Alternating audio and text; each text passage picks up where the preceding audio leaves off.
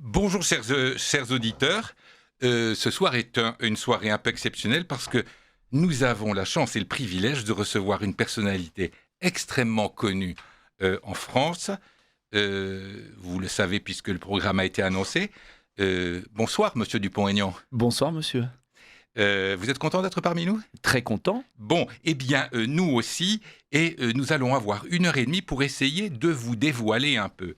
Parce que finalement, les hommes politiques qui viennent à Radio Courtoisie, en général, nous disent un peu tous la même chose, qu'ils n'aiment pas beaucoup M. Macron, qu'ils sont plutôt contre l'immigration, que l'éducation est en péril, que l'Europe et la mondialisation sont des dangers extrêmes, mais finalement, ce sont un peu des perroquets, et sur eux-mêmes, on ne sait pas grand-chose.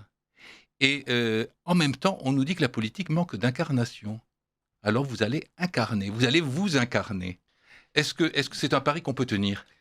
On va essayer. Bon. Vous savez, les personnalités politiques sont souvent très pudiques et très sensibles, contrairement à ce qu'on croit. C'est votre cas, ce n'est pas le cas de tout le monde. C'est vrai, peut-être. C'est votre cas, je le sais d'ailleurs, nous l'aborderons un peu. Alors, Monsieur Dupont-Aignan, en France, tout le monde vous connaît. Si, presque, pas tout le monde. Si tout le monde vous connaît, parce que d'abord, ça fait combien ? 35 ans que vous faites de la politique. Ah non, vous allez m'assassiner là. Non, pas 35 ans. Ma première élection... Ah oui, remarquez. Oui, je ne suis pas matheux, mais j'ai quand même compté. Ma première élection, 1995, où j'ai été élu maire de Hyères, mais c'est vrai que je me suis engagé bien avant, puisque je me suis engagé contre le traité de Maastricht auprès de Philippe Séguin. Oui. Que même, vous savez, si on devait dire la vérité... Mais dites la vérité, vous êtes là pour c'est ça. que mon premier engagement politique, j'ai été collé des affiches pour Jacques Chaban-Delmas à l'élection présidentielle de 1974. Vous étiez un jeune gauchiste ? J'avais 13 ans, 12 ans et demi. Donc, vous voyez, ça, c'est mon premier engagement politique. C'est votre premier engagement politique. Ma premier acte de militantisme politique, ma première conscience politique, c'est à l'âge de 12 ans. Donc, vous avez pris conscience très tôt que les citoyens... dire le nombre d'années que ça fait. Oh non, mais vous êtes nettement plus jeune, que moi, donc vous êtes pour moi un enfant. Un demi-siècle. Et c'est fou. Alors, non, c'est vrai que tout le monde vous connaît parce que vous êtes quand même une personnalité un peu atypique. D'abord, physiquement, vous êtes un assez grand gaillard, vous êtes sportif, je crois. Oui. Et ça me sauve. Ça vous sauve, oui. Vous faites de la natation, si j'ai bien compris. Alors, un peu moins en ce moment, parce qu'après le Covid, les piscines ont été fermées pendant le Covid, c'était horrible. Mais j'essaye de faire de la gymnastique tous les matins, impressionné par Clémenceau. Mais je n'ai pas le talent de Clémenceau, donc c'est beaucoup plus réduit que Clémenceau. Et j'ai pas l'argent de Clémenceau, donc j'ai pas de professeur de gymnastique qui vient à 6h du matin dans mon salon comme Clémenceau faisait. Mais un tout petit peu de gymnastique, un peu de jogging une fois par semaine, un peu de piscine parfois. En tout cas, essayer toujours de s'entretenir un tout petit peu pour, en fait, s'aérer la tête. Oui, bien sûr. C'est tout. C'est pas un plaisir. Vous voyez, moi, je ne veux pas faire semblant d'être le sportif. Vous dites qu'il faut se confier. Oui. Donc, ça paraît dérisoire de raconter sa vie. Mais je ne suis pas sportif. Je n'ai pas plaisir à être sportif. C'est-à-dire qu'il y a des gens qui s'épanouissent dans le sport, pas moi. Mais en revanche, je le fais par hygiène de vie. Oui, parce que j'avais vu une photo de vous avec un bonnet de bain dans une piscine. Oui, je le fais par hygiène de vie. Oui, oui. Non, la natation, j'aime beaucoup la natation. S'il y a un truc que j'aime, c'est la natation l'été dans la mer. Ça, j'aime, vraiment. Mais le reste, je le fais vraiment par effort, par discipline personnelle. Mais du reste, à titre privé, vous êtes plutôt, dans l'imagination des gens ou dans la vision qu'ils se font de vous, un être d'équilibre avec une femme, une seule. J'ai eu beaucoup de chance. Oui, je le crois. Non, j'ai eu vraiment de la chance. J'ai eu de la chance parce que j'ai une femme extraordinaire qui a suivi toutes mes lubies, toutes mes aventures. C'est pour ça qu'elle est extraordinaire ? Ah oui. Parce qu'il faut du courage. Et vous savez, bon, mais moi je vais me confier, puisque vous m'avez dit qu'il fallait jouer le jeu, sinon ça n'allait pas venir. Donc, quand on s'est rencontrés, ça m'est toujours resté, on se le rappelle souvent. Un jour, en rentrant en voiture, on venait de se rencontrer, elle me dit, enfin, on se connaissait un peu, mais on commençait à avoir une relation. Et elle me dit, je veux dans ma vie avoir le cœur qui bat. Et je lui dis, écoute, je crois que tu vas avoir le cœur qui bat, parce que tu sais ma passion pour la politique. Et donc, elle m'a épousé en connaissance de cause. Je ne l'ai pas pris en traître. Oui. Mais elle ne pouvait pas imaginer ce que ça représentait. Et j'ai une énorme admiration pour les conjoints de personnalités politiques. Parce que nous, si vous voulez, on le fait par passion. Oui. comme un grand sportif, comme un artiste, comme un chef d'entreprise, comme des gens qui ont des passions. Et dans cette passion, le conjoint n'a pas forcément sa place. Pas totalement. La passion, d'abord, vole une partie de votre temps. Oui. Et deuxièmement, obligatoirement, si vous voulez survivre dans un couple, il faut obligatoirement que le conjoint soit associé à la passion. Sinon, le couple explose. Mais être associé à la passion quand c'est pas son goût, c'est vraiment un effort. Et ma femme n'aime pas du tout se mettre en avant, n'aime pas le spectacle au sens. Les photographes n'aiment pas. D'ailleurs, vous verrez, il n'y a quasiment rien sur elle. J'ai vu des photos. Oui, mais elle déteste ça. Oui, mais Elle déteste ça. Mais elle a toujours refusé toute photo à chaque présidentielle. C'est un enfer parce que je lui dis, mais écoute, il faut quand même faire quelque chose. Jamais on a mis nos enfants en pâture. Une seule fois dans ma vie, tout au début, je venais d'être élu député. Le Figaro Magazine veut faire un reportage sur nous. Et bêtement, on accepte. Et notre fille aînée est à vélo dans la forêt ailleurs, dans ma ville. Et le lendemain, ma femme me dit, écoute, je veux bien tout, mais je ne veux plus jamais que ma fille soit en photo sur un magazine. Jamais. Ça, c'est très sage. C'est très clair. Et elle a eu tellement raison. Parce que si vous ne faites pas commerce de votre famille, les journalistes ne vous embêtent pas. Quand on dit les journalistes sont épouvantables, les magazines et tout, c'est parce que les hommes politiques ont voulu se montrer en permanence. Oui. Et donc après, c'est trop facile d'appeler les photographes pour se faire prendre en photo avec sa femme, son enfant, son bébé, et puis après de dire « Ah non, là, je veux pas ». Tandis que nous, on a toujours refusé. Il n'y a jamais eu nos enfants en photo, à part cette fois, une fois. Et ça, ma femme m'a protégé. Vraiment, elle a eu raison. Vous dites protéger, mais je vois sur les photos, elle a toujours avec vous une attitude protectrice. Souvent, elle se tient derrière vous, vous êtes assis, elle est debout, un peu comme une puissance tutélaire, et il y a un côté maternel chez elle. Peut-être, vous lui direz ça. Elle a dans le regard énormément d'humanité. Et ça ne m'étonne pas qu'elle soit avocate. Elle a été avocate, elle a travaillé ensuite avec moi. Elle devait travailler avec moi 6 mois pour m'aider au début de ma législature. Et elle est restée 20 ans à travailler avec moi. Elle a vraiment travaillé, elle. D'ailleurs, c'est pour ça qu'on ne l'a jamais embêtée. Et elle a été mon assistante parlementaire jusqu'en 2017, jusqu'à l'affaire Fillon, où elle a été très blessée d'être obligée de démissionner, parce qu'elle avait travaillé comme une folle. Oui. Et que donc, elle ne se sentait pas coupable du tout. D'ailleurs, aucun journaliste ne l'a embêtée, nous a embêtés, puisque... La situation était claire pour vous. Elle était très claire et tout le monde savait combien elle travaillait. Et puis, ça a été sa chance, dans un sens, parce qu'ensuite, elle a repris une activité qui était plus dans son goût, dans la culture. Et ça a peut-être rétabli même un équilibre plus grand. Oui, peut-être, sans doute. Parce que c'est très dur de travailler avec son épouse en politique. Et puis d'autant plus qu'il paraît que vous avez mauvais caractère. Ah bon ? Alors là, je passe un petit peu à un deuxième volet. On dit, moi je me fais l'écho de ce que disent les gens de la rue. On dit Nicolas Dupont-Aignan, il est sympathique, il a un beau visage, il est souriant, mais il se fâche avec tout le monde. Non, ça c'est le milieu politique qui dit ça. C'est le milieu politique. Plusieurs personnes vous ont quitté. Ah oui, mais c'est clair. Je suis très exigeant avec moi-même, avec les autres, et trop indépendant peut-être, dans le sens que j'ai pas, comment dire, j'ai une chance inouïe dans ma vie politique et un désagrément, c'est que j'ai toujours dit ce que je pensais. Il n'y a pas beaucoup d'hommes politiques ou de femmes politiques, enfin je dis hommes politiques parce qu'on nous casse les pieds avec cette histoire, on ne va pas recommencer. Celles et ceux. Voilà. Il n'y a pas beaucoup d'hommes politiques qui n'ont jamais menti aux Français et n'ont jamais caché leurs convictions profondes. J'ai eu la chance, grâce au soutien populaire dans ma circonscription jusqu'à l'année dernière, et dans ma ville toujours, j'ai eu la chance d'avoir le soutien populaire qui me permettait de ne pas trahir mes convictions et de ne pas faire semblant pour être sauvé par un parti, par une écurie, par un réseau. Le défaut de cette qualité, c'est que j'ai été sans doute peut-être parfois trop abrupt à ne pas vouloir faire de compromis. Et donc on a dit que j'avais mauvais caractère parce que j'ai sacrifié parfois des amis pour des convictions. C'est-à-dire que je n'ai pas voulu, céder au copinage, au réseau, aux malhonnêtetés, ça c'est sûr, aux petites combines. Et dans le milieu politique français, en tout cas le milieu médiocre qui est le nôtre aujourd'hui, si vous voulez, tout le monde se tient un peu par la barbichette. Et c'est pourquoi on dit Dupont-Aignan, il a mauvais caractère, il est solitaire.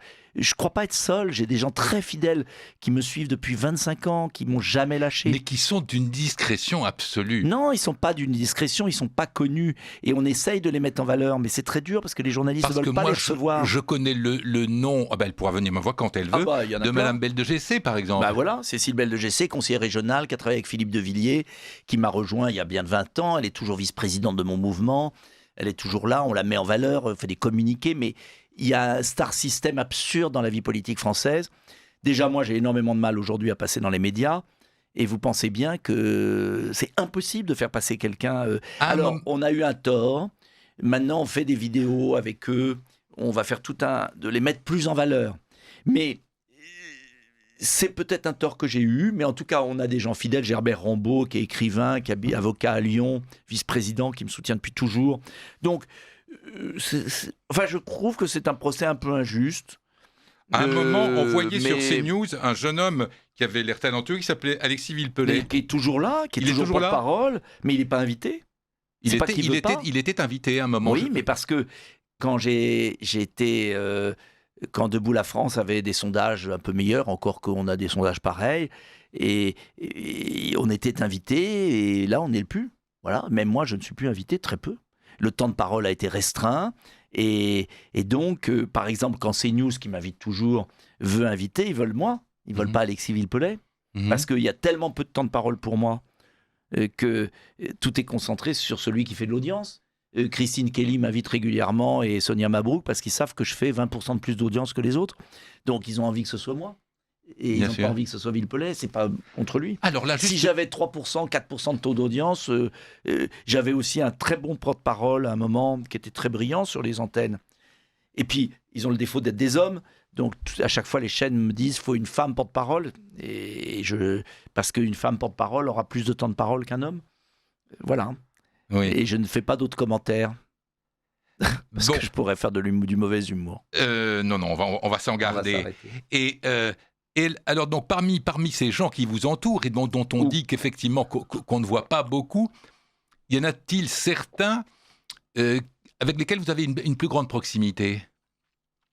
Parce qu'ils sont là depuis plus longtemps, parce que vos caractères... une fidélité... il y en a un que j'aimais beaucoup, c'est Éric de Nessé, qui a été suicidé, qui s'est suicidé, soi-disant. Éric de Nessé, vous savez, qui était un homme extraordinaire, qui m'a beaucoup conseillé. Voilà, je l'aimais beaucoup et ça a été très dur. Il est décédé il y a quelques semaines. On l'a retrouvé dans sa voiture avec un fusil de chasse, soi-disant, derrière son dos. Oui, il y a pas mal de morts pour le moment. Oui, beaucoup de suicidés. Donc je répète à toutes les interviews, je n'ai aucune volonté suicidaire. Aucune. Non, mais je le dis parce que... Non, mais ça je le crois volontiers. Bon, on va peut-être pas rester sans tomber dans la paranoïa. Oui. Mais... Bref, tout ça, il y a j'ai Christian Michalak, qui est un ancien sous-préfet, qui a démissionné de la fonction publique pour me rejoindre, qui est responsable du projet de Debout la France, qui fait un travail extraordinaire. Il le faisait d'ailleurs avec Éric de Nessé et avec d'autres. Non, on a tout un réseau. Vous savez, moi je ne suis que la partie hors d'eau de l'iceberg, mais Debout la France... Puis le porte-bannière. Oui, mais bon, si Debout la France tient depuis tant d'années... Et si, dans le dernier sondage IFOP, sur 10 000 personnes, donc un sondage fiable, s'il n'a pas été modifié, mais le directeur m'a dit qu'il n'avait pas été modifié, je suis entre 3 et 4%, 2 fois le Parti Socialiste ou 2 fois le Parti Communiste, avec des gaullistes, je préfère le mot gaullien d'ailleurs, mais enfin qu'importe, des gaullistes purs, droits, fidèles, comme disait le général de Gaulle, c'est-à-dire des gens désintéressés, honnêtes, désintéressés, droits. Mais vous savez, dans la vie française d'aujourd'hui, des paillettes et de la malhonnêteté, du pillage général, si vous êtes droit, pur, fidèle, vous intéressez personne. Mais vous avez un public constant, parce que comme vous le dites... parce qu'on est droit, pur, fidèle. Je veux dire, je tiens beaucoup à cette question de l'honnêteté, de l'intégrité. Mais d'ailleurs... on n'en parle pas parce qu'on ne se dit pas honnête. Dans l'opinion publique, vous avez plutôt une bonne cote. Mais quand après on demande aux gens pour qui ils vont voter, ils votent toujours pour d'autres. Oui, parce que vous savez pourquoi ? C'est le vote utile. Voilà. C'est le vote utile qui a détruit la France. Et il y a beaucoup de pays où les sondages sont interdits 15 jours avant, mais vraiment interdits. On ne rigole pas avec ça. Il y a beaucoup de pays qui fonctionnent autrement que nous. Mais nous, vous avez un système qui a été mis en place, la trilogie infernale, ce que j'appelle, sondage, temps de parole médiatique contraint et financement politique réduit. Et cette trilogie réduit l'offre politique à toujours les mêmes. En fait, c'est tourner manège, Mélenchon, Le Pen, Macron, Mélenchon, Le Pen, Macron, grosso modo. Édouard, le Premier ministre. Si vous regardez les invitations au JT, journal télévisé, qui sont les deux grands les journaux télévisés de TF1 et France 2, ont le monopole pour toucher tous les Français. 6 millions et 5 millions. Donc, vous passez 3 minutes au JT, vous êtes connu par les Français. C'est réservé hors présidentiel, où il y a une invitation pour les candidats. C'est réservé, allez, à 5 personnalités maximum, même pas. Marine Le Pen, Mélenchon, le Premier ministre, le Président de la République et un ministre de temps en temps. Qui ne vont donc pas s'insurger contre ce système, puisqu'ils en sont les bénéficiaires. Mais vous vous rendez compte qu'il y a... Allez, ça serait intéressant de vérifier, vous pourrez le faire, des auditeurs pourront le faire, qui regardent TF1, le JT de TF1, quelles sont les personnalités politiques invitées depuis l'élection présidentielle depuis 2022. À mon avis, il n'y en a pas plus de 10. Et ce sont toujours les mêmes. Et ça renforce ce que j'appelle le trio infernal dont joue l'extrême centre. Parce que moi, je ne les appelle pas le bloc central, j'appelle ça l'extrême centre. L'extrême centre fascisant. L'extrême centre fascisant, il joue de 2 épouvantails à moineaux, construits, parce que ce ne sont pas épouvantails en soi, mais qui sont Mélenchon-Le Pen, entre guillemets, dans la mythologie. Mélenchon est quand même un peu un épouvantail. Bien, mais voilà, mais ça a été construit comme tel. Oui. Et ça arrange tout le monde. Ça étouffe tous les autres. Ça a détruit les offres alternatives. Ça n'enlève en rien des mérites de Marine Le Pen. Ça n'enlève en rien des mérites... on peut critiquer Mélenchon et je suis son ennemi. Mais il faut reconnaître qu'il a du talent dans son genre. Oui, dans son genre. Dans son genre. C'est pas le mien, mais il est parti de rien. Il a construit quelque chose. C'est sans doute le plus lettré de la classe, un des plus lettrés de la classe politique. On n'a pas beaucoup de mal avec cette classe politique. C'est clair. Mais qu'importe. Que les auditeurs ne croient pas que je le combats de toutes mes forces. Mais voilà comment est structuré le système médiatico-politico-sondagier, financier, une oligarchie, une fausse démocratie. Nous ne sommes plus en démocratie. Je vous le dis. Est-ce que ça veut dire qu'il faut se décourager ? Non. Parce que souvent... vous en êtes la preuve vivante. Oui, parce que je pense que ce système est fait pour nous décourager. Et moi, je pense toujours à la phrase de Lech Walesa, qui, quand il était syndicaliste de son chantier naval, disait « Le propre des dictatures, c'est de faire croire à une majorité de citoyens qu'ils sont seuls. » Nous sommes majoritaires aujourd'hui en France. Bien sûr. Mais je pense que les gens commencent à en prendre conscience. Je l'espère. Mais ils se croient seuls. Et ce qui me fait le plus de peine, mais qui m'accable vraiment, c'est quand je croise des gens dans la rue qui viennent me féliciter et qui me disent « Vous savez, on vous admire beaucoup, tatati, tatata, c'est formidable, etc. » Mais on n'a plus de carte électorale. Ah ! Alors là, je suis dans un état de tristesse profond. Parce que je leur dis, mais comment pouvez-vous venir me voir pour me dire que vous me soutenez et me dire en même temps que vous n'avez plus de carte électorale ? Parce que comment voulez-vous que j'y arrive en votre nom si vous n'allez plus voter ? Est-ce que vous vous rendez compte que vous donnez raison à ce système que vous abhorrez ? Que vous détestez, vous leur donnez raison puisque vous avez cédé. Et mon boulot, c'est de vous donner espoir, mais pour que je vous donne espoir, il faut que vous m'aidiez un minimum. Vous m'aidez en votant, vous m'aidez en militant, vous m'aidez en donnant de l'argent, parce que c'est ce qui nous manque le plus. En vous invitant ? En m'invitant. Mais bougez-vous, quoi, vulgairement. Oui. Non, mais je comprends très bien. Les auditeurs je comprends très bien. Raccourci de la colère, là. Oui. Ah, mais du reste, réveillez-vous. Vous êtes parce que les Français, moi je vais dire à un moment... Vous êtes d'un tempérament inflammable. Oui. Vous êtes souriant, mais quand l'ardeur vous prend et quand vos convictions sont mises en cause, on sent que vous pouvez être éruptif. Oui. Je vous ai entendu une fois à un journaliste dire une énorme grossièreté. Ah bon ? Mais bon, vous n'étiez pas censé être ni filmé ni enregistré. Et vous avez dit à un journaliste qui avait dû vous jouer un mauvais tour. Ah oui, qui m'avait calomnié. Alors, il y a une chose. Vous voyez, je pense que c'est la seule fois où vous êtes arrivé. Oui. Vous l'avez dit, vous êtes une merde intégrale. Mais c'était vrai en plus.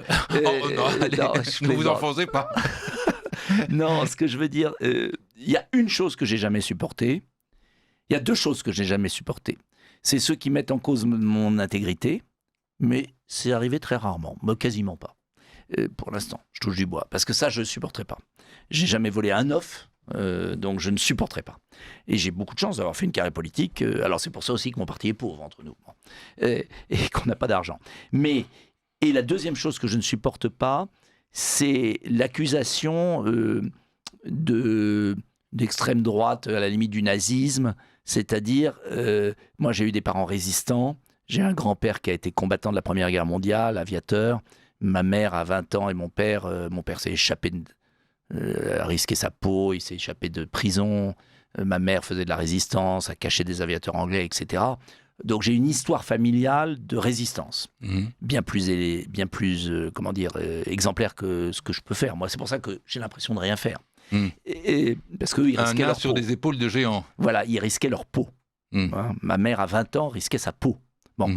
Et quand j'entends des petits cons de journaleux traités d'extrême droite,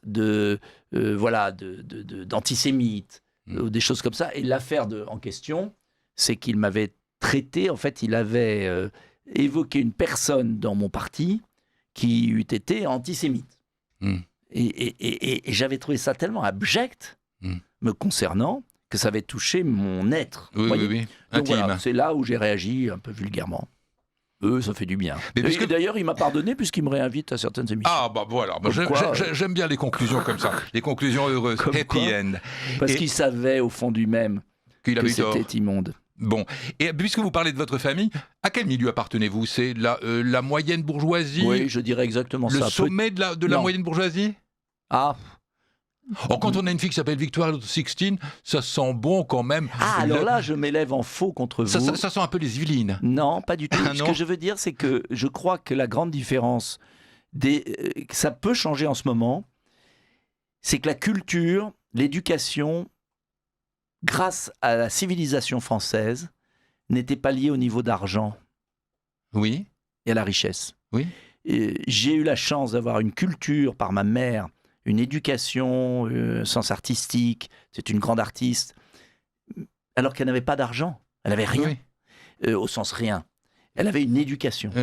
Et dans notre société, j'ai vu ça durant ma vie, plus ça va, puisque le système éducatif a sombré, plus ça va, plus l'éducation est liée... Il a plus que sombré, il s'est renié. Oui, alors que ma famille était une famille, je dirais, de petite bourgeoisie, ou de moyenne bourgeoisie. Moyenne bourgeoisie. Mais moyenne, mais pas riche. Oui, pas riche. J'ai pas je veux dire, quand on était petit, voilà, on vivait dans un beau quartier, mais... Alain, Yves et Nicolas. Voilà, mais mes parents étaient locataires, n'étaient pas propriétaires, et ils se sont saignés quand leur appartement était en vente. On partait plus en vacances, il n'y avait pas d'argent. Je veux dire, mes parents étaient en difficulté tous les deux, enfin... se sont jamais entendus, ma mère n'avait pas un centime, mon père lui donnait pas, enfin j'ai vécu des choses très pénibles. Il y a eu un très beau livre écrit sur les mamans d'hommes politiques par un journaliste, Olivier Biscay, qui a fait un très beau portrait de ma mère. Et j'ai beaucoup souffert de ces disputes familiales et tout, mais ma mère n'avait rien. Et j'ai été élevé avec rien. Mais une grande éducation. Oui, bien sûr. De la classe. Oui. Donc la classe n'était pas liée à l'argent. Non. Alors qu'on est maintenant, c'est un monde de parvenus. Aujourd'hui, l'argent régente tout. Donc, ça ne veut pas dire que ma famille était pauvre. Attention, la vraie pauvreté, elle n'est pas... Voyez, mais je vois très bien. Non, mais je dirais bourgeoisie, petite bourgeoisie éduquée, et pas du tout politique. Mais un peu plus racée que M. Sarkozy, peut-être. J'ai pas de commentaire à faire. Non, mais de gens... si vous voulez, paradoxalement, ma famille n'aimait pas la politique du tout. Mon grand-père, qui a été un héros de la guerre, de la Grande Guerre, mais un vrai héros, qui ensuite a été directeur d'usine électrique, qui a donné tous les plans aux Anglais à la résistance du mur de l'Atlantique, enfin, qui a été exceptionnel. Mais je crois qu'il n'est même pas décoré, il a toujours refusé toute décoration. Il vivait bien. Il avait une belle voiture, il vivait bien, mais Mais il n'y avait pas, vous voyez, il y avait pas de, Pas de clinquant. il y avait rien. Et voilà, il vivait pour la France, il vivait pour une certaine éthique, et il détestait la politique tous. Et quand j'ai Tout dit à en ma étant mère, engagé. pour la France, mais pas pour la politique. Et quand j'ai dit à C'est ma un peu mère, la même chose, quand non, même. bah, pas pour eux, justement. Pour eux, la politique, c'était un peu sale. Et Parce que la quand j'ai politique dit à ma était déjà un mère, exercice risqué. je sais pas, quand j'ai dit à ma mère que j'allais me présenter à des élections, elle appelait ma femme tous les matins pour lui dire, pourvu qu'il soit battu, qu'il fasse pas ce métier. Ah, une belle mère, une belle fille qui s'entendait bien. Ma femme était lassée d'entendre ma mère dire pourvu qu'il se plante. Oui, Mais c'est elle pas ne très faisait pas valorisant. méchamment. Mais Elle bien le sûr que faisait non. parce que elle avait D'ailleurs, peur pour je sais très bien que vous avez été très affecté Euh, par la disparition de votre mère il y a quelques années. elle m'a tout donné, donc si vous voulez, elle m'a tout donné. Mais elle était terrorisée à l'idée que je fasse de la politique parce que pour elle, c'était un milieu étrange et je risquais de me brûler les ailes. Mais de ce point de vue-là, vous n'avez pas laissé de plume au point de vue moral, au point de vue mental. Une usure, peut-être un tout petit peu en ce moment, liée au fait que le pays s'effondre. Oui. Et si vous voulez, ce qui est dur... Mais on reviendra là-dessus. Voilà. De voir pour moi, c'est ça. Oui, puis J'ai affronté tout. J'ai été trop raide, sans doute parfois. J'aurais pu peut-être être plus accommodant. Mais c'est les défauts de ma qualité. Et puis, j'ai toujours pensé que je n'aurais pas un destin normal. C'est-à-dire, soit je ferais rien, soit je là, ferais c'est mal quelque parti. chose. Mais non, mais ce que je veux dire, c'est que j'ai aucune envie, mais vraiment, de faire de la politique aérie. Ça ne m'intéresse plus. Ça ne m'a jamais intéressé d'ailleurs. Non, Non, mais je vais être très franc avec vous. Mais honnêtement, ça ne m'a jamais intéressé. Ce n'est pas intéressant. Alors, vous savez, pour mon prochain bouquin, on voulait comme titre je ne suis pas un homme politique. L'éditeur voulait ça. Je trouve ça ridicule. Alors je lui dis non, c'est ridicule. Mais en fait, en discutant avec l'éditrice de chez Fayard, on discutait pour trouver un titre. Je vois très bien ce qu'il voulait dire. On cherche toujours le titre d'ailleurs. Et elle veut qu'on mette « Je ne suis pas un homme politique ». Mais moi, je me dis que ça fait ridicule. Et je voulais un titre un peu différent, un peu plus de fond. Mais qu'importe. Mais toujours pour vous dire qu'au fond, on est arrivé à cette fin. En fait, je ne suis pas un homme politique totalement. C'est-à-dire que la politique est un moyen. Vous n'êtes pas un homme politique à l'aune à l'aune des autres. Vous êtes un peu à part, c'est pour ça qu'on vous connaît. Alors, chers auditeurs, nous recevons aujourd'hui Monsieur Dupont-Aignan. Je pense que les premières minutes à sa compagnie vous donnent envie d'écouter la suite. Debout la France, est-ce qu'on peut dire que le patriotisme est sa principale caractéristique ? Oui, bien évidemment. Debout la France, c'est un patriotisme humaniste. Moi, je retiens du général de Gaulle deux choses essentielles. C'est la phrase de Romain Gary, mon pays, ce n'est pas la France, mon pays, c'est la France libre. C'est-à-dire que c'est un patriotisme d'une France universelle, d'une France de valeurs. Et c'est ce mélange incroyable qui a fait la synthèse politique. Donc je suis patriote parce que rien ne peut se faire. Il n'y a pas d'abord de démocratie sans nation. Et puis la France est antérieure à la démocratie, à la République, c'est millénaire. Mais la France, la nation est la condition de la démocratie, la souveraineté est la condition de la puissance, et au-delà de la puissance et de l'indépendance, on a une société, un modèle. Il y a la seule querelle qui vaille, c'est celle de l'homme, disait de Gaulle. C'est-à-dire tout ça est au service de l'homme, de l'être humain, de la manière dont on le conçoit. Et c'est ce que je trouve exceptionnel dans le gaullisme, qui est inatteignable. C'est cette synthèse vivante qu'a fait de Gaulle entre l'histoire millénaire de la France, la manière dont les valeurs sont apparues, ce qu'elles représentent, cette synthèse même entre la civilisation chrétienne et un certain humanisme. Tout ça est fabuleux. Mais est-ce que vous ne parlez... c'est ça, debout la France, pour moi, c'est le patriotisme. La souveraineté n'est qu'un moyen, encore une fois, parce que j'ai beaucoup d'amis souverainistes. Mais on peut être souverainiste et aller dans la mauvaise direction après. Oui. En revanche, ce qui est sûr, c'est que si on n'est pas souverain, on va nulle part. Oui, ou du moins pas forcément sur son propre chemin. Tandis que pour vous, le souverainisme, c'est la condition de l'épanouissement identitaire. Oui, bien sûr, c'est la condition de la survie civilisationnelle. Oui, mais justement, est-ce que ça suppose pas une grande culture ? Est-ce que vous avez fait Normal Sup ? Oui. Non. Non, mais vous êtes allé, vous avez. Moi, j'ai eu un parcours banal, Sciences Po, l'ENA, voilà. Mais c'est pas ce dont je... Enfin, moi, si vous voulez, j'ai fait Sciences Po par vraiment Oui, mais goût de la lecture, de l'histoire. Votre mère vous a donné une bonne culture, vous l'avez vous-même étendue par vos propres moyens. J'ai énormément lu, mais surtout je vais vous raconter entre 13 et 15 ans, 20 ans, j'ai lu tous les livres d'histoire. Je vais vous raconter quelque chose. Une fois, à la suite d'une manifestation d'un parti qui n'est pas le vôtre, mais qui devrait s'associer à lui plus souvent et de manière plus nette, on est allé, je me suis trouvé dans un mouvement de foule, je me suis retrouvé au bout d'un moment assis à la table d'un café. Il y avait devant moi des jeunes gens. Et je leur ai dit, est-ce que je peux vous poser quelques questions ? Je leur ai demandé, quel est le fleuve le plus long de France ? Ils ne le savaient pas. Je leur ai demandé, quelle est la montagne la plus haute de France ? Ils ne le savaient pas. Je leur ai dit, de la Franche-Comté ou de la Champagne, laquelle est le plus au nord ? Ils ne le savaient pas. Entre Sully et Colbert, lequel vient le premier chronologiquement ? Ils ne le savaient pas. De quoi sont-ils les patriotes ? De Disney World ? Ah, mais c'est le vrai problème. Mais vous avez tellement raison. Parce mais que peut-on être patriote d'un pays qu'on ne connaît pas ? Oui, paradoxalement, parce que le patriotisme est un sentiment et il reste toujours quelque chose de notre pays. Malgré tout, c'est évident que c'est plus facile d'être patriote quand on partage une langue, une histoire, une culture, mais vous un parlez poème, de la langue. Est-ce que langue. nous partageons une langue ? De moins en moins. De moins en moins, mais est-ce pour autant... Et du reste, ceux qui veulent la déconfiture de la patrie s'emploie à détruire la langue. Bien sûr. Même M. Mélenchon veut créoliser ça, la langue aussi. Mais bien sûr. Ah non, mais vous avez tout à fait raison. Pour autant, vous avez énormément de jeunes, peut-être qui ne savent pas quelle est la plus haute montagne, etc., qui sont patriotes. Vous parliez de manifestations. Pendant la crise Covid, j'ai été fasciné de voir dans ces manifestations à laquelle je participais, celle organisée par Florian Philippot par exemple, des jeunes de toute origine, de tout milieu, qui vibraient à l'idée de la liberté de la France, du drapeau tricolore. Et pourtant, est-ce que ce n'est pas un peu trop superficiel, ça ? C'est inné, c'est un sentiment, c'est un réveil. Et bien, c'est déjà magnifique. Et après, c'est à nous, avec cette patte humaine qu'on prend telle qu'elle est.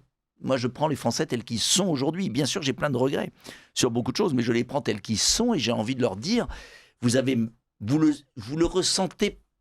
Il reste des choses, voilà. Il reste la gastronomie, il reste des paysages, il reste l'amour de la liberté, il reste des bribes. Regardez les gens. Quand les gens ont de l'argent pour faire un voyage, ils vont dans les îles, ils vont dans des pays dont ils ne connaissent pas l'histoire, mais où ils verront des plages et des palmiers. Est-ce qu'ils vont en France ? Est-ce qu'ils vont en Berry ? Mais parce que malgré tout, vous avez des origines champenoises, vous. De Provins, oui. Provins, c'est à la limite. Ah, justement, à propos de votre nom, vous savez d'où vient Aignan ? Bien sûr. Aignan ? Ah bah il y a tellement de Aignan, il y a dans le Gers, il y a. Mais non, mais le vôtre, Aignan. Je ne sais pas d'où il vient. Moi, je l'ai étudié. Alors, formidable, vous allez m'enseigner. C'est parce que vous avez... c'est le nom de famille de ma mère. Oui. Et de mon grand-père aviateur. Et comme beaucoup de noms, c'est un prénom à l'origine. Et cette branche-là était d'Orléans, dont le saint patron est Saint-Aignan, qu'on prononce Agnan, et vous avez une partie de votre famille, parce que je m'intéresse beaucoup à la généalogie, et j'ai donc regardé la vôtre, et vous avez toute une branche de votre famille qui enfonce ses racines dans le Loiret et l'Orléanais.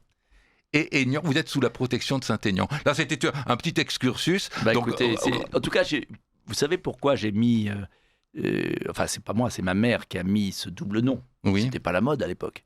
C'est parce que quand je suis arrivé à l'école, il y avait déjà un Nicolas Dupont qui était arrivé à la maternelle. Et quand ma mère m'a conduit à l'école, la directrice a dit « Mais il est déjà arrivé, Nicolas Dupont. » Comment il est déjà arrivé ? Mais je l'ai inscrit.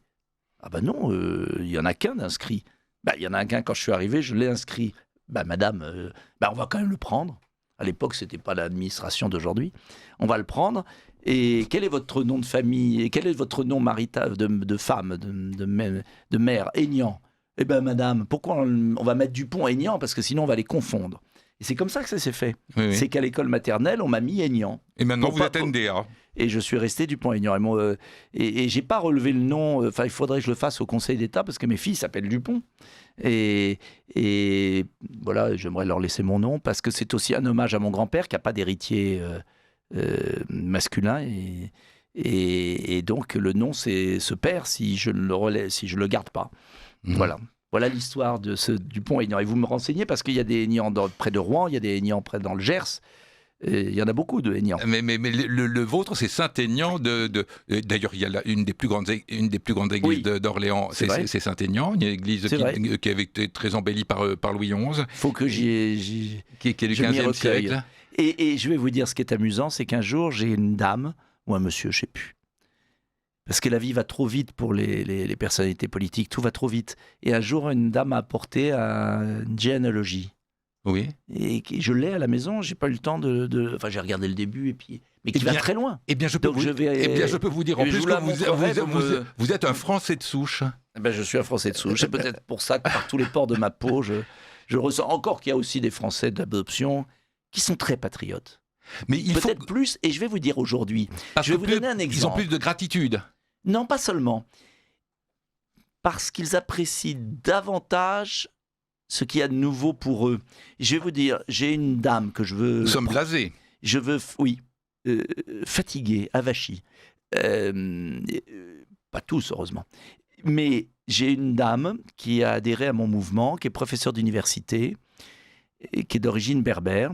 Non, kabyle, qui est kabyle, qui a fui l'Algérie à l'âge de 20 ans, fui les islamistes, il y a donc 20 ans à peu près, je n'ai plus en mémoire, qui est professeur aujourd'hui d'université, qui a adhéré à notre mouvement, et que je veux absolument, vous parliez des gens qui m'accompagnent, promouvoir. Elle a très très bien parlé à notre dernier congrès, et elle a fait un discours sans aucune note, d'une profondeur, d'une beauté, parce que elle m'a dit, moi je sais ce qu'est la France par rapport à tout ce que j'ai quitté.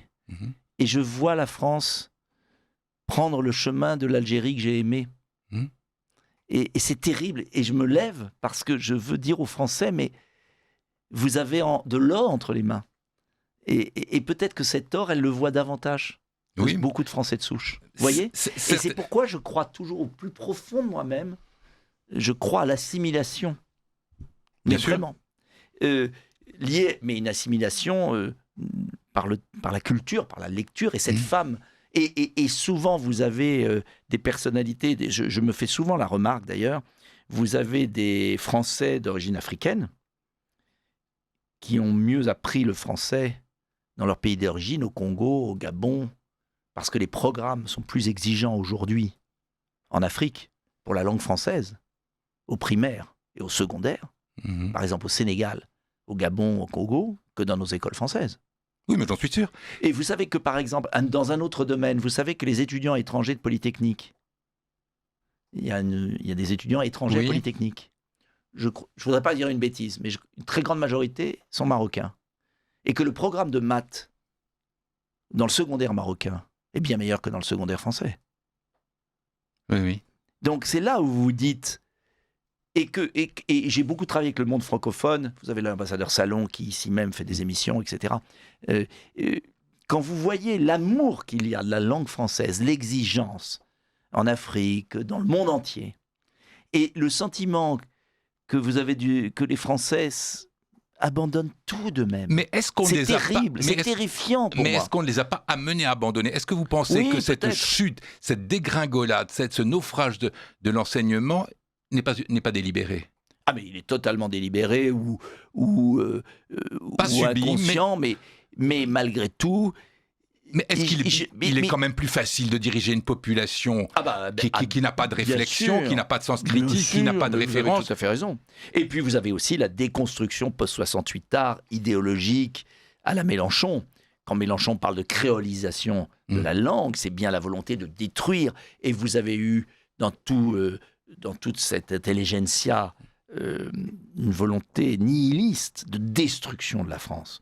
Et donc vous avez un mélange. En fait, vous avez une double menace, une double entreprise de destruction. L'idéologie, le sectarisme, post-68 art, nihiliste, et les forces de l'argent, Parce qu'un consommateur qui n'est pas citoyen est beaucoup plus malléable qu'un consommateur qui est citoyen. Donc il y a eu une alliance, en fait, depuis 50 ans, des forces de l'argent et des forces du sectarisme idéologique, post-68 art, et maintenant qu'on dit woke. Et cette alliance de l'argent et du woke est terrifiante, parce qu'ils tiennent les médias, ils tiennent les grandes entreprises, ils tiennent tout. Et malgré tout ça, Astérix est là, le village gaulois est là, et malgré tout ça, vous avez des jeunes peut-être qui n'ont pas la culture qu'on a et qui résistent. Vous parlez c'est formidable, et c'est pour ça que tout ça, il faut l'entretenir. La France ne peut pas mourir. Est-ce que vous pensez que Astérix maintenant est à la portée des jeunes d'aujourd'hui ? Oui, les calembours, par exemple, sur Aller à Jacques Test ou sur Il a franchi le Rubicon. Vous voyez cette image où César a franchi un homme qui est tout rouge ? Oui, mais il ne faut pas sombrer, pardonnez-moi, il ne faut pas sombrer dans la nostalgie là-dessus. Il y a des nouvelles forces. Il y a une ébullition d'une jeunesse vous êtes qui, très à réconfortant, travers c'est bien. les réseaux sociaux, tout le monde critique les réseaux sociaux, mais moi, les réseaux sociaux sont une libération. Parce que s'il n'y avait pas eu les réseaux sociaux, moi, j'aurais disparu.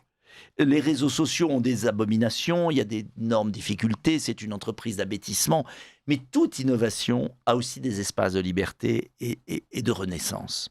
Et vous connaissez cette belle phrase de Bernanos, hein. L'espérance et le désespoir surmonté. Cette phrase est ma phrase.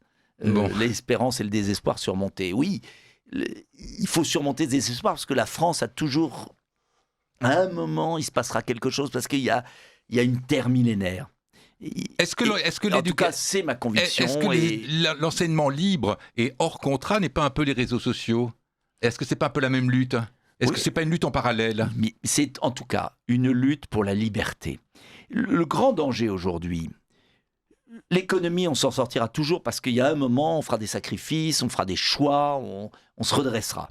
Il y a deux problèmes de fond. Puis en économie, on accepte de ne pas être trop dogmatique ou du moins de changer de dogme. Exactement. En matière de culture, en matière de morale, en matière de religion. Et de langue. Et de population. Oui. Donc, pour moi, les deux grands défis, c'est le défi de population, le grand remplacement, parce qu'il y a un grand remplacement, qu'on le dise ou non, alors on appelle ça le remplacement, mais il y a un remplacement de fait, et il faut une capacité à assimiler, et donc la culture, la langue, etc. Et le deuxième grand défi, c'est le défi de l'éducation, de la culture, de la langue. Mais je crois que c'est fondamental. C'est ça le défi. Et c'est pourquoi d'ailleurs il y a ces deux destructions.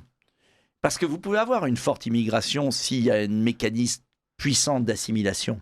Mais quand il n'y a plus de mécanisme d'assimilation pour les Français de souche, comment voulez-vous intégrer à des Français de souche une population nouvelle si les Français de souche eux-mêmes ont renoncé à ce qu'ils sont ?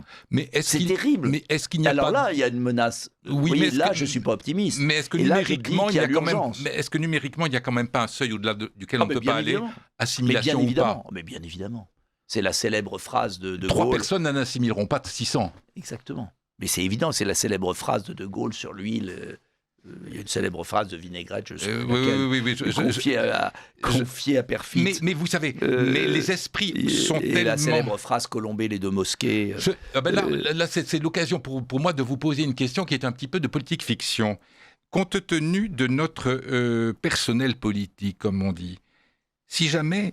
Alors là, c'est un peu sinistre ce que je vais vous dire, mais si jamais une guerre civile... éclater entre les Français de souche et ceux qui ne le sont pas et qui n'aiment pas la France. De quel côté se rangeraient nos autorités politiques, judiciaires ? Mais vous le savez déjà. Vous croyez ? Mais bien sûr. Mais c'est horrible. Mais c'est la réalité. Vous pensez comme moi ? Mais c'est Soumission de Houellebecq, lisez Soumission. Mais bien sûr, mais je sais.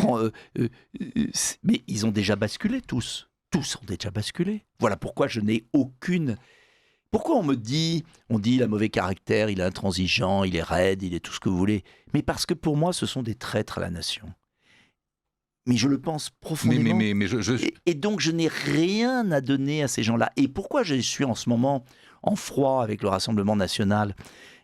Quand je dis en froid, c'est que je ne les comprends plus. C'est parce que je pense qu'en ce moment, au moment où les Français prennent conscience des choses, il faut être intransigeant. Aucun compromis avec les ennemis, là pour le coup, aucun compromis avec les ennemis de la France. Aucun. Aucun, c'est une lutte à mort. Nous ne pouvons pas... La position de Bruno Retailleau est une trahison ? Ah, pour moi, oui, je lui ai dit d'ailleurs. Alors, j'ai pu comprendre qu'au début, il soit tenté pour des raisons Il inspire politiciennes. confiance. C'est un homme remarquable, je le dis. Ah c'est très bien, je C'est un suis des content de vous seuls- entendre dire ça. C'est un des seuls en qui j'ai confiance à titre personnel. Mhm. C'est-à-dire, je trouve que c'est un homme cultivé, c'est un homme lucide, c'est un homme que j'aime beaucoup. Puis intègre, vous qui aimez l'intégrité, je tout le à fait. pense. J'aime beaucoup Bruno Retailleau, tout le monde le sait. Et j'ai eu la faiblesse de penser qu'il m'aime bien. Oh, vous êtes un peu taillé dans la même étoffe. Je sais pas. En tout cas, je l'aime beaucoup. Et il y en a pas beaucoup que j'apprécie et que j'estime. Donc je l'estime. Mais je lui dis, j'ai compris qu'il ait envie d'aller au gouvernement parce que c'est un homme qui n'avait pas franchi certaines positions politiques et qu'il lui manquait une notoriété, j'allais dire, universelle, que moi j'ai pu acquérir par les présidentielles successives. Il a eu des postes très prestigieux, il a été président du groupe au Sénat, mais il lui manquait une notoriété. Vous avez une personnalité plus rayonnante aussi. Bon, non, enfin bon, je ne vais pas juger. Mais moi, je peux. Vous faites ce que vous voulez. Et j'ai compris, je lui ai même dit, j'ai compris qu'il souhaite être ministre pour exprimer sa position, mais c'est un plus il cul-de-sac, là. restera, mais il faut partir. Je lui ai dit, si tu restes avec ces gens-là, tu te compromets à force. Et donc, moi, je pensais qu'il partirait avant l'été. En tout cas, je ne pense pas qu'il puisse avoir un destin s'il ne part pas au plus vite. Parce qu'il y a un moment, on ne peut pas compromettre. Et là, la compromission, par exemple,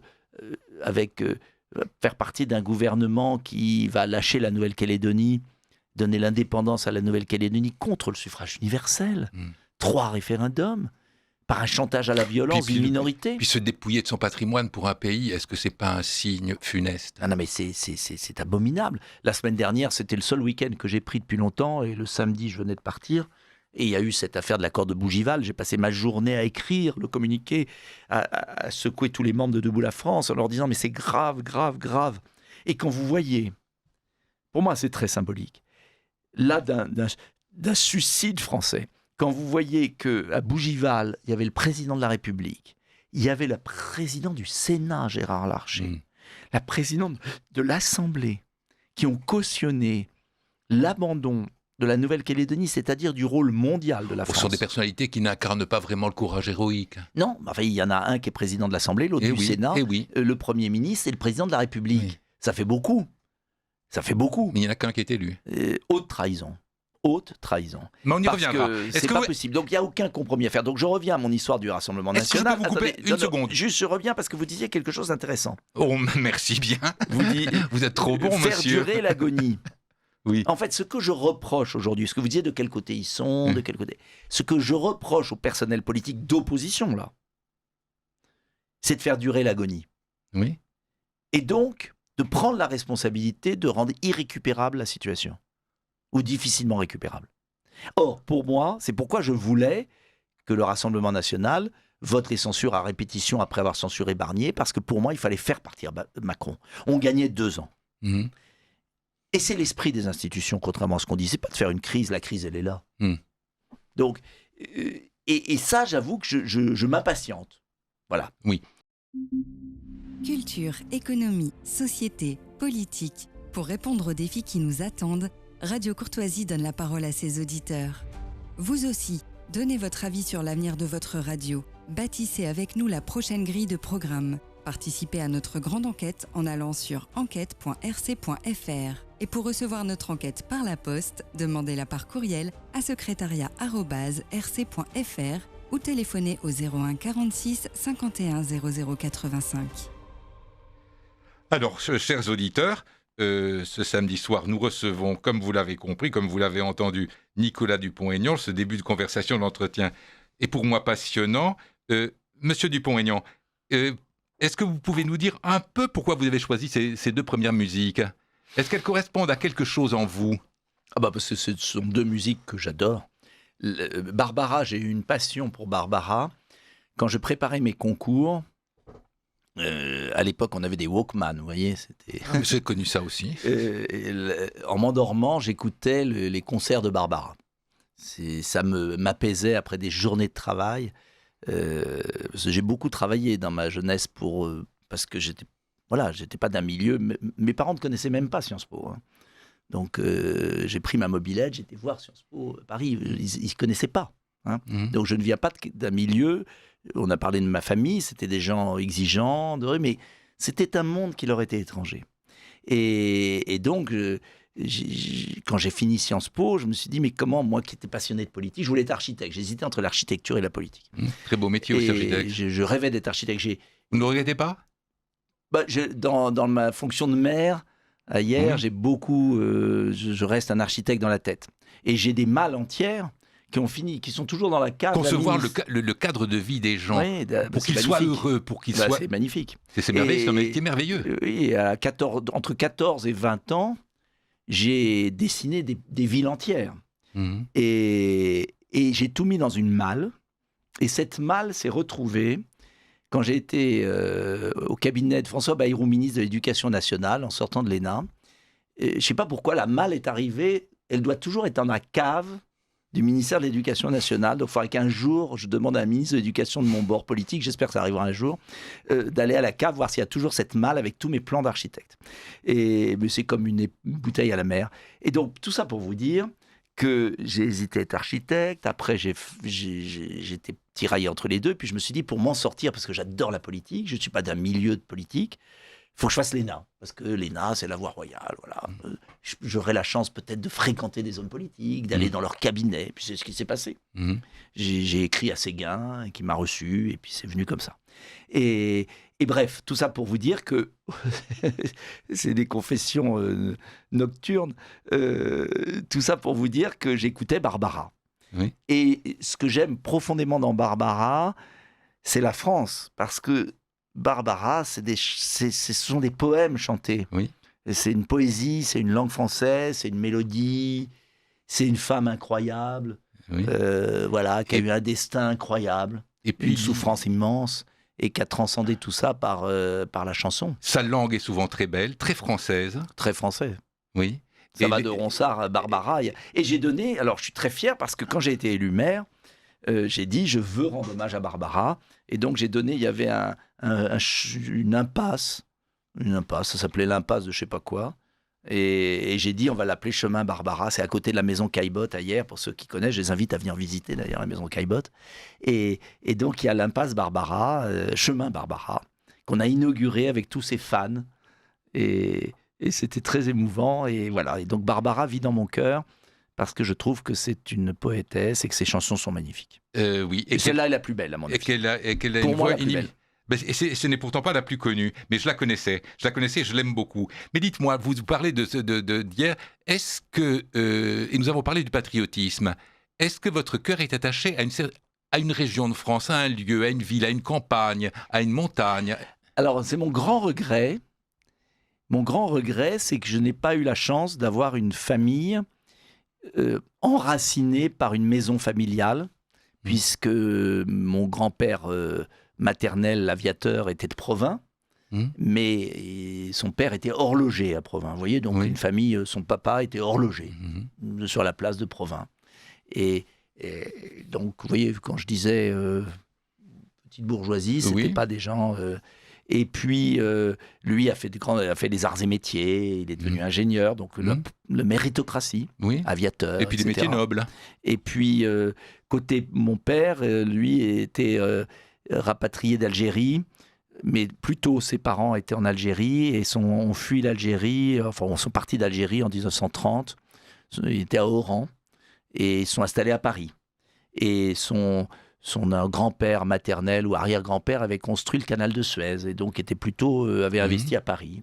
Voilà. Et donc j'ai jamais eu la chance d'avoir parce que j'aime profondément les terroirs. J'aime les terroirs, j'aime la terre de France. Et dans Paris, il n'y a pas un coin que vous aimez dans Paris il y a des endroits que j'adore.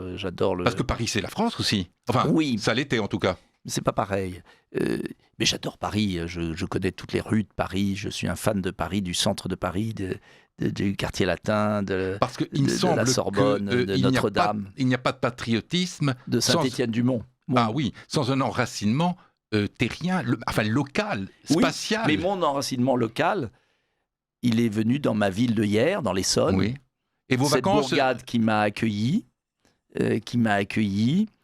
J'étais parachuté, je me présentais aux élections, je ne voulais pas soutenir Chirac parce qu'il ne me tentait pas, je ne voulais pas soutenir Balladur.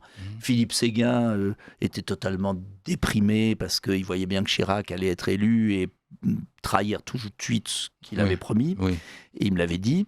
Et donc, moi, je me suis présenté à Hyères et cette ville qui est magnifique, enfin, qui était belle, mais on en a fait une ville magnifique, c'est ma terre d'adoption. Elle est à 20 km de Paris. Mais elle est très nature. Il y avait l'abbaye des Camaldules, il y a la maison Caillebotte, il y a le château Budet, où Budet a été ses premiers... Ah oui, c'est une ville patrimoniale. C'est une ville patrimoniale et c'est ma terre aujourd'hui d'adoption.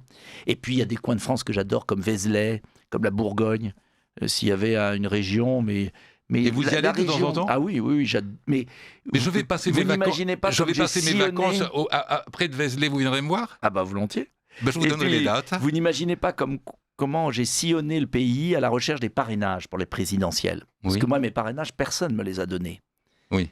C'est pas François Bayrou qui a organisé pour Emmanuel Macron ses concurrents, qui a donné les parrainages à Zemmour, à Marine Le Pen, etc., qui ne les avait pas.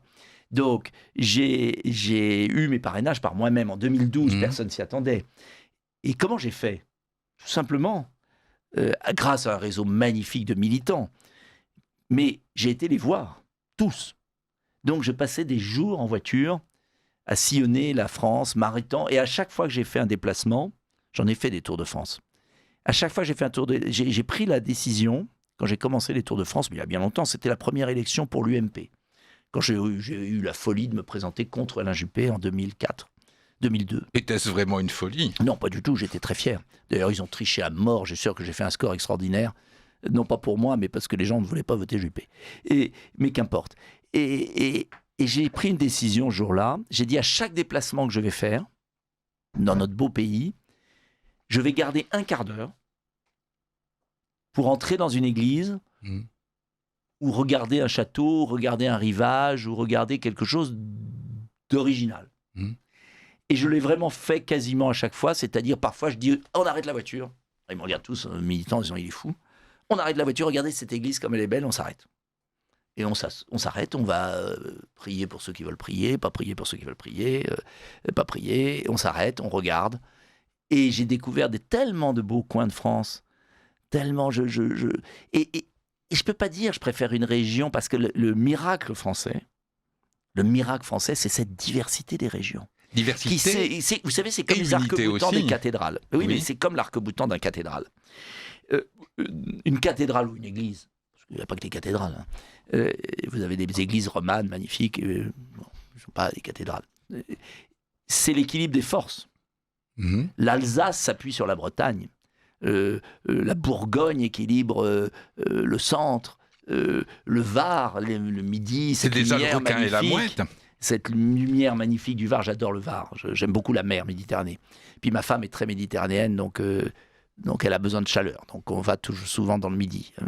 Et la lumière est fabuleuse par rapport... Et j'adore la lumière de Dunkerque, et j'adore Dunkerque.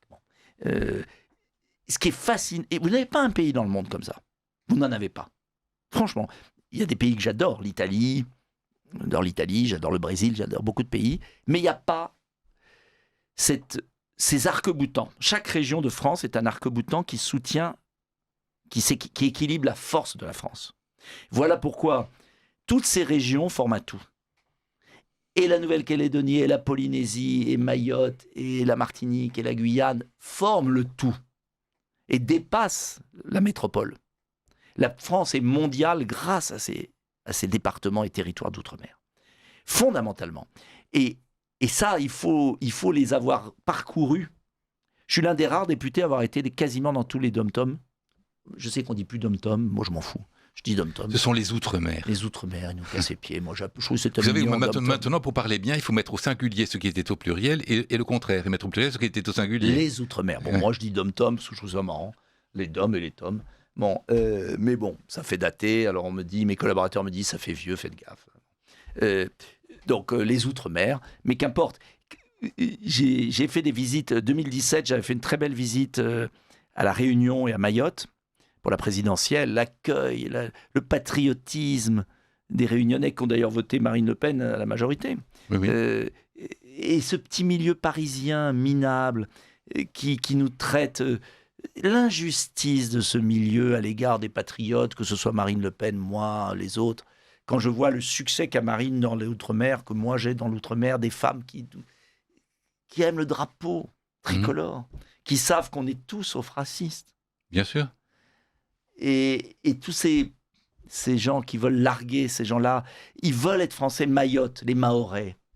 Il y a d'ailleurs une très bonne députée mahoraise, Estelle Youssoufa, que j'aime beaucoup, Qui est remarquable. qui a un courage fou, qui est une femme d'autorité. Et de séduction en plus. Oui, qui sait y jouer. Mais bon, c'est la politique aussi, il ne faut pas non plus. Et ils veulent rester français. Ils aiment la France pour ses valeurs.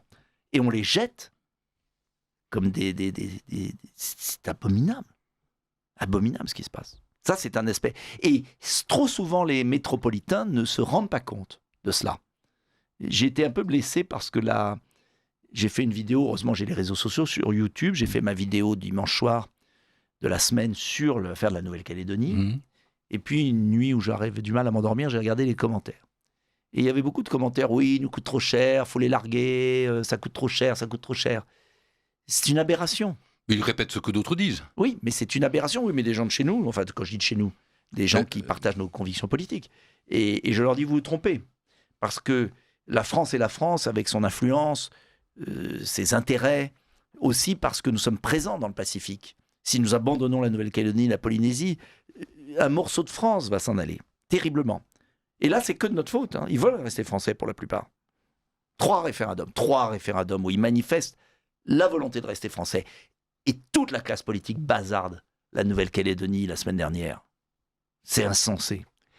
Là, Monsieur le Président, nous allons passer à un sujet un tout petit peu différent. La culture, puisque la culture, vous n'êtes pas de ceux qui disent qu'il n'y a pas de culture française, bien sûr. Ah bah non. Et la culture, c'est ce qui s'agrège autour d'un culte. Moi, alors, je pense, alors j'ai peut-être tort, mais je pense qu'on devrait faire un sort particulier à la religion catholique. Actuellement, on les met, dans le meilleur des cas, sur un pied d'égalité. Dans le meilleur des cas. Je trouve que le pays qui a fondé, la religion qui a fondé un pays, doit avoir une prééminence. Qu'est-ce que vous en pensez ? Mais bien évidemment. Et c'est notre identité. L'identité, c'est pas un gros mot. Mais c'est pris comme un gros mot. C'est pris comme une exclusion. Mais vous n'êtes épanoui que si vous savez qui vous êtes. Mais exactement. Un pays qui ne sait plus qui il est n'a plus de racines. Mais c'est comme voilà, c'est les racines de l'arbre. Et l'arbre qui coupe ses racines tombe. Voilà, c'est tout. Il y a eu une belle phrase, je crois, de Saint-Exupéry, je ne me souviens plus laquelle. J'ai un gros défaut, c'est que je me souviens des citations de leur esprit, mais jamais du détail.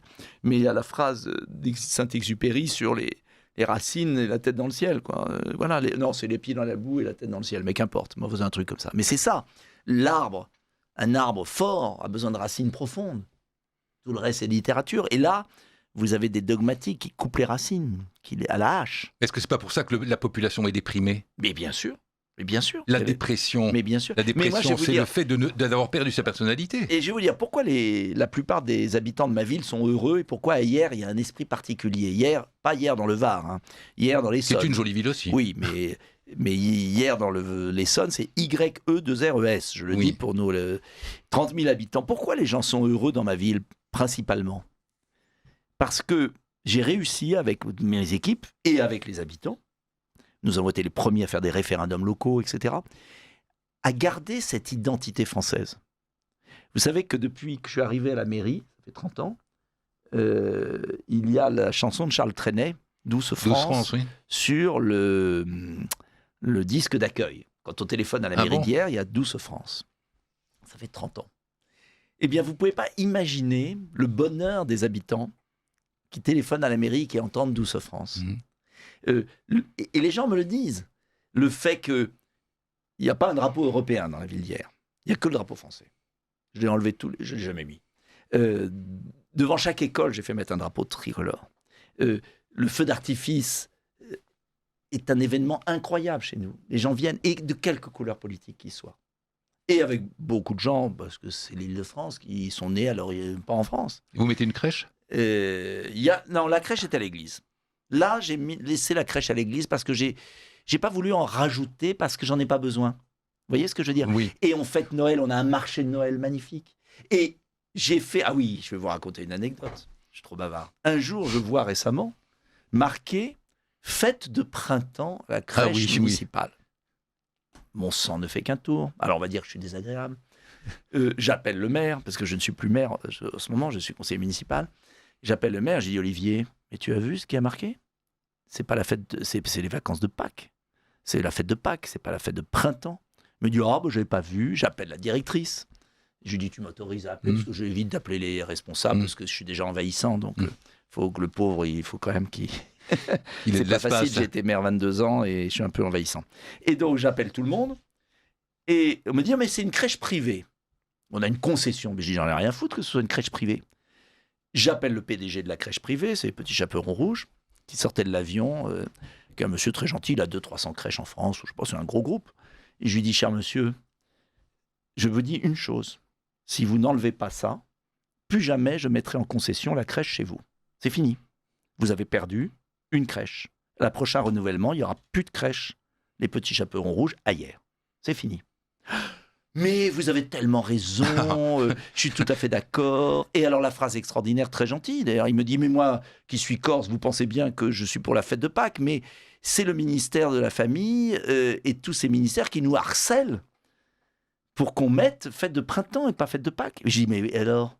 Et il les harcèle vraiment pas... Alors est-ce que c'est vrai, pas vrai, j'en sais rien, mais je lui dis, vous pouvez pas résister? Vous êtes quoi? Vous êtes une couille molle?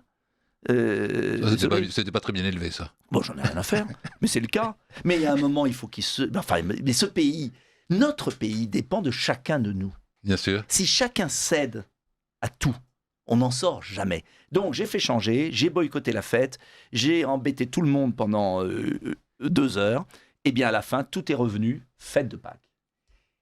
Si je vous raconte ça, c'est pas parce que je suis extraordinaire, j'ai rien fait d'extraordinaire. J'ai fait mon boulot. Vous comprenez ce que je veux dire? C'est une anecdote tout à fait symptomatique. Votre boulot de maire et de français. Oui, mais mon boulot. Si chacun... Si quand on voit un jeune con dans un bus qui est assis sur le siège et qui a une vieille dame à côté, moi, je suis désolé, quand je suis dans le bus, je dis, mais vous pouvez pas vous lever pour cette pauvre dame, elle a l'air fatiguée. Si chacun faisait ça, le pays va très bien. Mais donc, les Français doivent redevenir acteurs de leur pays. Mais ils ont peur. Oui. Parce qu'on les a terrorisés et puis parce qu'ils sont un peu lâches. Voilà. Un peu confortables. Et puis très individualistes. Très individualistes. Parce qu'on n'a pas que des qualités. On est un grand pays, il y a une richesse, mais il y a une très belle phrase de De Gaulle là-dessus, des malheurs, des succès exemplaires et des malheurs, je ne sais plus, enfin il y a les deux, quoi. Et vous avez une très belle phrase dans les mémoires de De Gaulle là-dessus. C'est-à-dire, ce pays a le génie des descentes aux enfers, liées à un égoïsme et un individualisme, et puis de sursauts extraordinaires. Et donc, moi, je crois, en tout cas, notre devoir, c'est de forger le sursaut.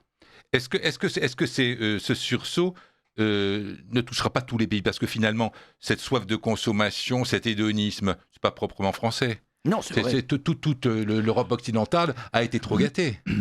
C'est pas trop gâté, c'est qu'elle a perdu peut-être... Alors, est-ce qu'on peut... Il y a une vraie question que je vous pose, vous qui êtes chrétien, catholique. Vous aussi? Oui. Est-ce que... Pratiquant? Pratiquant de plus en plus. J'ai eu un moment de doute et je suis revenu vers la foi. Et c'est intéressant d'ailleurs parce qui n'a pas douté? Moi, j'admire les gens qui n'ont pas douté. Il n'y en a pas. Si, les grands-mères. Ou du moins, elles font semblant. Elles avaient le courage de ne jamais le montrer. Oui, exactement. Et c'était rien que pour ça, c'était des femmes d'heureuse mémoire. C'est vrai, c'est très juste. Mais en tout cas, j'ai perdu le fil, mais qu'est-ce que je voulais vous dire? Oui, est-ce que la vraie question que je me pose, est-ce qu'une société peut être déchristianisée totalement? C'est-à-dire, en fait, la laïcité française militante de la Troisième République, pour moi, était le fruit, en fait, de la civilisation judéo-chrétienne. Oui. Et à un moment, comme un avion qui n'aurait plus de réacteur, qui n'a plus de portée, à force de couper la civilisation judéo-chrétienne, la laïcité militante s'effondre. Je ne sais pas si vous comprenez ce que je ressens. C'est-à-dire qu'on a cru que c'était une rupture, et en fait, c'était une continuité, mais qui a perdu sa racine. Et est-ce qu'on peut avoir un équilibre sociétal, une société qui fonctionne, s'il n'y a plus de spiritualité, s'il n'y a plus de religion? C'est une vraie question. Et aujourd'hui, on est au bord. C'est même fondamental. Et aujourd'hui, vous avez quand même... Alors, ce qui est réconfortant aussi, c'est pour ça qu'il y a beaucoup de sources d'espérance. Et que je garde la foi de la Renaissance française. Le retour de la jeunesse vers... Oui, la jeunesse. J'étais récemment dans une église, à la messe. Non, à la messe, tout simplement. Et un soir, je me promenais et je passais devant une église, c'était l'heure de la messe, je suis rentré. Bon. Et j'étais fasciné et ému de voir que des jeunes. Oui. C'est à Paris. Et j'étais heureux, vraiment heureux. Et je me suis dit, il se passe quelque chose dans le pays. Donc il y a vraiment dans le pays quelque chose qui se passe, j'en suis convaincu. Il y a un bouillonnement, il y a une majorité silencieuse. Et donc il va y avoir une tension de plus en plus forte. Bien sûr. Entre une élite arc-boutée sur ses privilèges et sa folie destructrice nihiliste, j'allais dire le mal, qui a été symbolisé quelque part quand même par la cérémonie des Jeux Olympiques. Oui. Qui pour moi a été symbolique du mal. Du mal. Et vous voyez, je ne suis pas dans le genre à donner des leçons, mais là, c'est le mal incarné. Et puis, un peuple français qui commence à se dire il y a quelque chose qui tourne plus rond. Le problème qu'il y a, c'est que ce peuple français n'a pas encore trouvé la personnalité politique ou le sauveur. Quand je dis le sauveur, c'est-à-dire la personnalité politique qui, à un moment, pourra incarner ce sursaut et entraîner l'ensemble du peuple. Vous pensez que c'est indispensable? Ah oui. Il y a toujours eu dans l'histoire de tous les peuples une incarnation par une personnalité à un moment d'un peuple.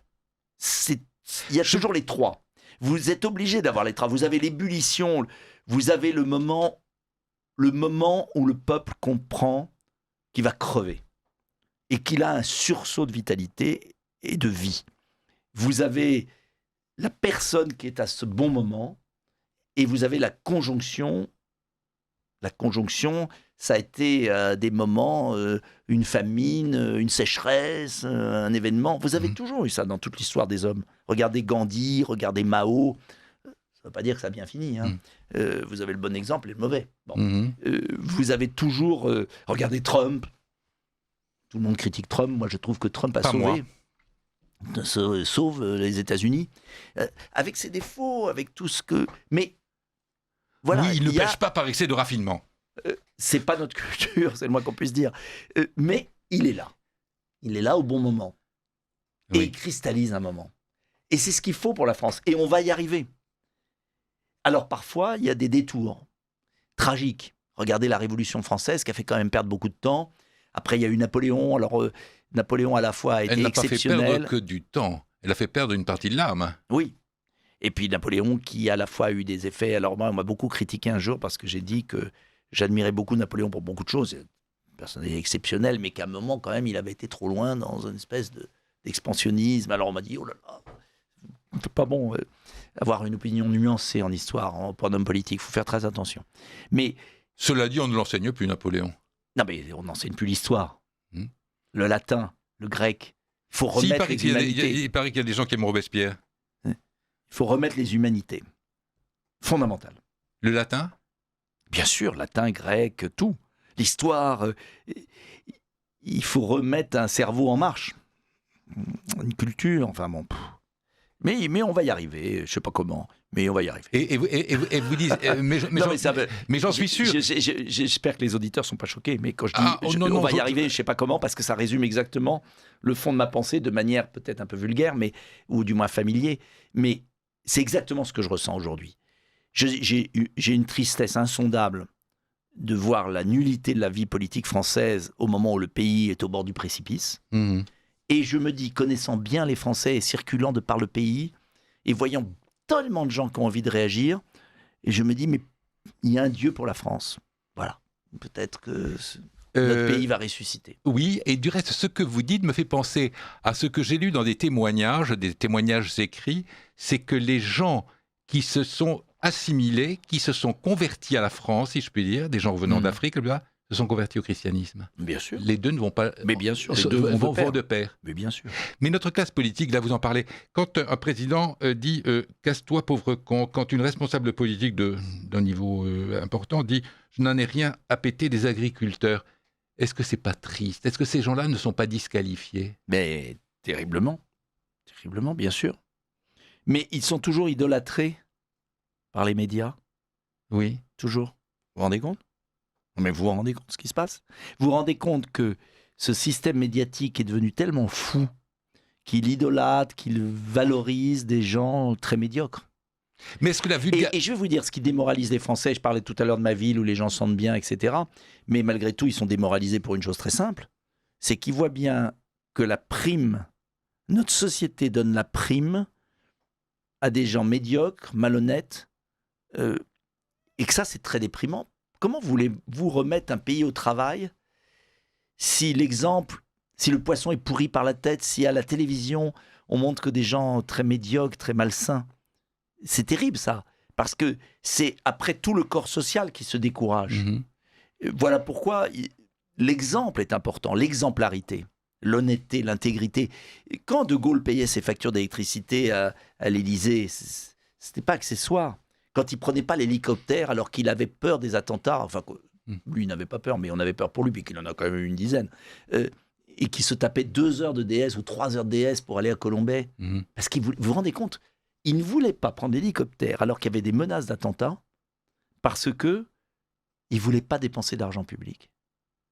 Et vous voyez l'espèce de ceux qui nous servent de président de la République, l'attitude qu'ils ont eue depuis des années. C'était débauche d'argent. Oui. C'est fou.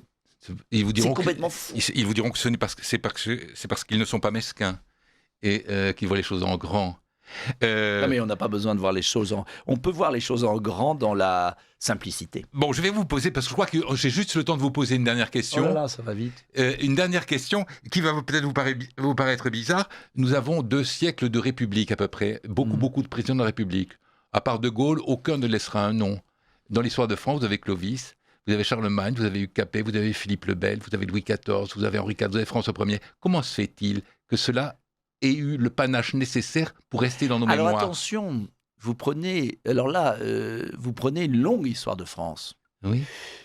Vous avez aussi eu des rois qui n'ont pas toujours été non, mais il ne s'est meilleurs. jamais passé un siècle sans qu'il y ait un grand roi. Oui, bah écoutez, ça fait De Gaulle, ça fait pas un siècle. Oui, c'est vrai. Je crois que Claudia me fait des signes pour dire que, vous savez, nous n'avons pas eu le temps de passer toutes les musiques que vous avez choisies. Et nous n'avons pas lu le poème que vous aviez choisi non plus. Vous reviendrez? Ah bah si vous le souhaitez. Ah mais et vous le souhaitez? J'espère que j'ai pas été trop bavard. Mais non, est-ce que vous le souhaitez, vous? Mais moi, bien sûr. Bon, eh bien, chers auditeurs... Il y aura un numéro 2. On va voir d'abord si ça plaît aux auditeurs et s'ils ont envie que je revienne. Je suis sûr que ça leur a énormément plu. En tout cas, je vois que Claudia exulte derrière sa vitre. Exulte parce qu'on termine. Bon, je vous souhaite, chers auditeurs, une très bonne soirée, une très bonne nuit, et je vous dis à cet automne, à bientôt. Au revoir.